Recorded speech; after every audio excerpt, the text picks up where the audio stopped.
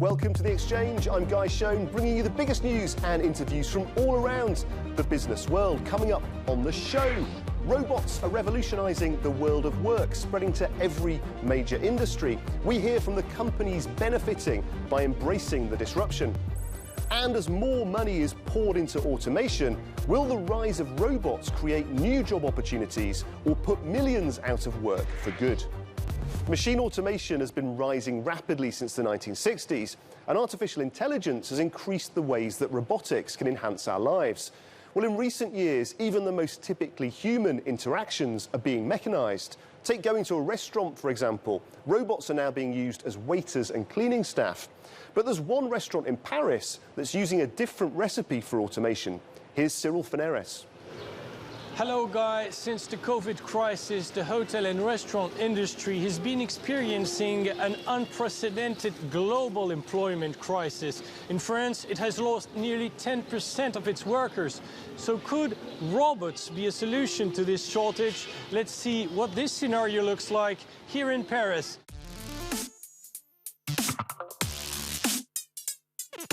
Imagine if a robot replaces the chef in this Paris restaurant. This future is very much in the present. A robot named Patsy prepares and serves up to 80 pizzas per hour without any human intervention. The process is simple and transparent. The customer orders at an automatic kiosk before the robot's articulated arms flatten the dough, spread the sauce, add the ingredients, all of them organic, and place the pizza in the oven. The pickup is done with a QR code. The biggest technical difficulty was mastering organic products. Dough is a living substance. There are yeasts. The product has characteristics that aren't constant. Sauces can have varying thicknesses. So it was extremely complex to develop a technology capable of managing any type of ingredient while respecting the products. Robots can perform cooking tasks much more easily, more quickly, and to a higher standard than a team of kitchen workers. That's the advantage of robotics, which already help in a number of sectors. There's no reason why they shouldn't be used in the fast food sector too. And there you have it. Although this technology does come at a cost, around 300,000 euros, the founders say using robots will allow chefs to spend more on quality ingredients. The service industry is just one sector seeing a high rate of automation. In fact, the World Economic Forum projects that human workers are being replaced by robots faster than we think. Let's have a look.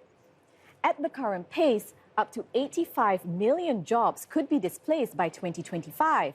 But the organization also believes that automation will create more jobs than it removes, predicting that a staggering 97 million new roles will be needed over the same time frame.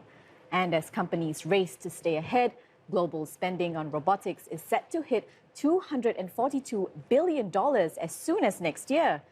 Now, with all that said, Guy, I hope we don't lose our jobs to robot presenters anytime soon. So do I, Lila. But fear not. There are firms focused on figuring out how robots and humans can work together rather than simply taking our jobs. One company at the forefront of automation is ABB. Mark Segura is the president of the robotics division at ABB. He joins the show from Vienna. Mark, robots are working everywhere, aren't they, at the moment? What's causing this? If I need to talk about two vectors, e-commerce has been one. The other one have been cobotics, the cobots, and their drive into making robotics accessible, but for a wider number of companies, notably small and medium-sized enterprise. Because what we need to lower are two things. One is the total cost of ownership and the total cost of integration, and that calls for simpler, leaner robots that don't need a lot of ancillary equipment to perform certain tasks. So lean robots with ease of use robots, affordable and easy to deploy. This is really happening. This will help many other companies adopt robotics and benefit from the profits they bring. Thank you, Mark. So whether you're in a shop, factory or working in an office, having affordable cobots as co-workers could become the norm. Well, for millions of us who may feel nervous about losing our jobs to robots one day, it's not all doom and gloom. There are experts who believe that most of us humans will still be relevant for some time to come. Well, joining us now from Munich is Nahia Orduna. She's a tech lead in cloud computing and author of the book Your Digital Reinvention. Nahia, you believe that robots won't steal human jobs, don't you? Why? Yeah, exactly. I'm convinced that robots won't steal our jobs. 85 million jobs will be displaced by a shift of labor between the machines and the humans. But 97 million jobs are going to appear, and these are the new jobs, like the jobs of tomorrow. So let me share with you, which is my favorite restaurant here. I live in Germany, in the middle of Munich. It's an Italian restaurant. Every time I go, I'm greeted by the waiters. I don't care, maybe the pizza is done by a robot in the kitchen, but the interaction of the Italian waiter making me feel that I'm on holidays in Italy, that will not be disappearing. So again, they are like, all this human interaction is not at risk to be automated because it's all about our human experience. Thanks, Nahia. So trusting robots and algorithms to complete tasks that don't require real people means human skills can be better used in other ways. Now it's time for our regular feature, Business in 60 Seconds. Start the clock. Spain releases its GDP reading for the first quarter.